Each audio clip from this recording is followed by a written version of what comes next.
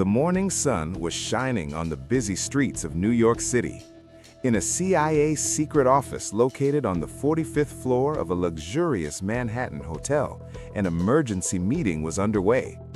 4 people were present in the room, and each face was filled with tension. Jack Ryan, a 45-year-old veteran agent, was pacing around the table.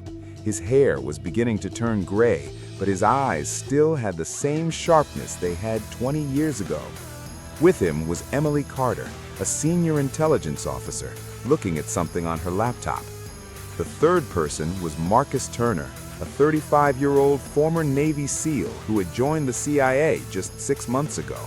His physical build and agility made it clear that this man was accustomed to dangerous situations. The fourth personality was Director Sarah Madison, a 60-year-old stern woman who had devoted her entire life to American intelligence. "Gentlemen, the situation is extremely serious," Director Madison said, spreading her papers in front of her. "We have received information that a Russian spy network is active in America, attempting to steal information about our nuclear installations." Emily showed everyone her laptop screen. There were 3 faces on it. "These are our targets.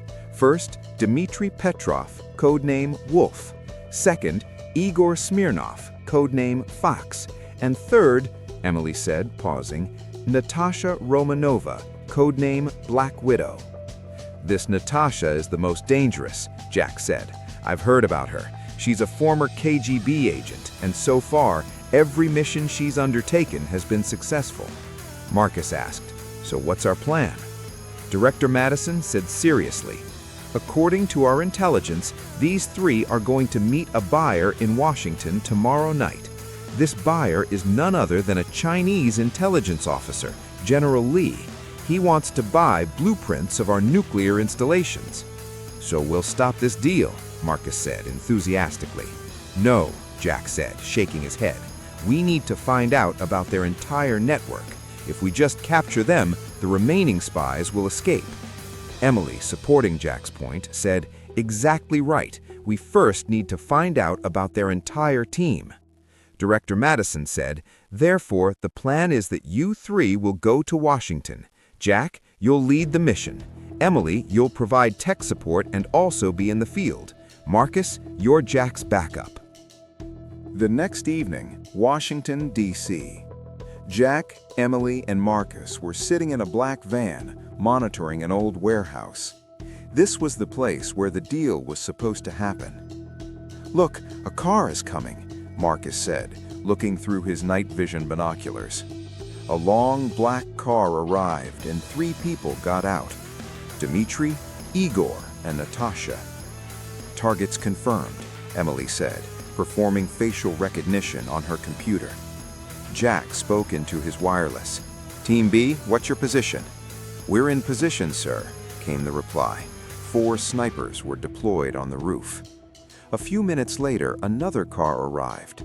A Chinese man got out, along with 4 guards. "That's General Lee," Emily said. Both groups went inside the warehouse. "Now it's our turn," Jack said, checking his gun.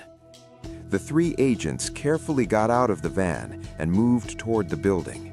Emily launched a small drone that went inside through the warehouse window and started sending images. "Jack, there are 7 people inside. 3 Russians, 1 Chinese, and 3 guards. But wait, there's one more person in the back room," Emily said with concern. "Who is it?" asked Marcus. Emily zoomed in with the drone. "Oh no, this is Robert Mellon." Robert Mellon went tight. "Robert Mellon? Our own agent?" Robert Mellon was a CIA senior agent who had been working for the past 10 years. "If he's here, that means he's a traitor," Emily said softly. "He's a double agent." This was a big shock, but Jack had to make a quick decision. "We'll have to change the plan.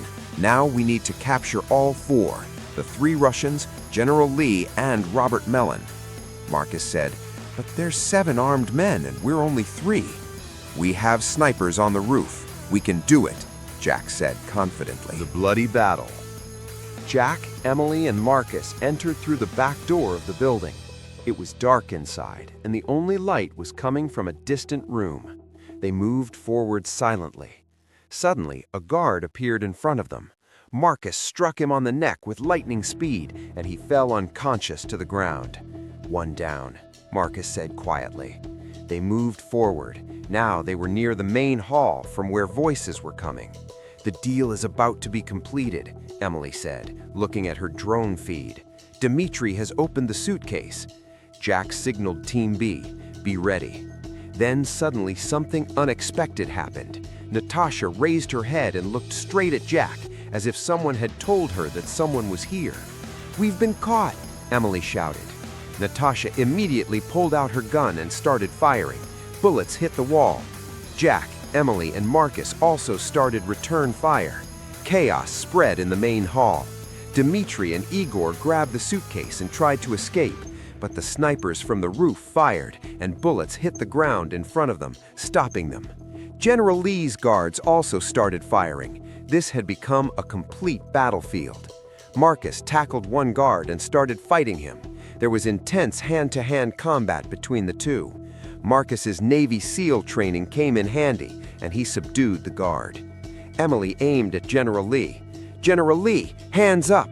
But Natasha attacked Emily. A fierce fight began between the two women.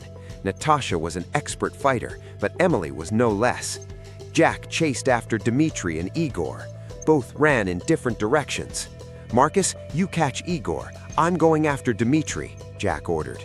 Jack ran after Dmitri. Dmitri ran fast and kept turning through the alleys. Jack's breathing became rapid, but he didn't slow down. "Jack, turn left. I'm tracking him. Climb onto the roof of the house in the next alley. You can stop him from there." Jack immediately turned left and started climbing to the roof by grabbing an old house's pipeline. His strong arms and training got him to the roof in a few seconds. Below, Wolf was running. Jack stood at the edge of the roof and aimed his pistol. "Dmitri Petrov, stop! You're surrounded!" Wolf looked up and instead of stopping, pulled out his gun and started firing. Jack ducked to avoid and then took precise aim and shot Wolf in the shoulder. Wolf fell to the ground with a painful scream. The suitcase fell from his hand. Jack quickly got down from the roof and reached Wolf. He put handcuffs on him. "You could never catch me, Ryan. I have information that will shake your entire government," Wolf said in pain. "That information is now with us," Jack said, picking up the suitcase. At that moment, CIA black SUVs arrived. Agents came out and took Wolf into custody. Emily also got out of a car and came to Jack. "Excellent work, partner." Jack smiled and said, "It was teamwork, Emily. Without your help, this wouldn't have been possible." Both opened the suitcase. Inside were several classified documents and a hard drive containing important American intelligence information. If these documents had gotten into the wrong hands, there could be great damage, Emily said. Jack looked at the sky. The night was now ending, and the first rays of morning were appearing. Another mission had been successfully completed.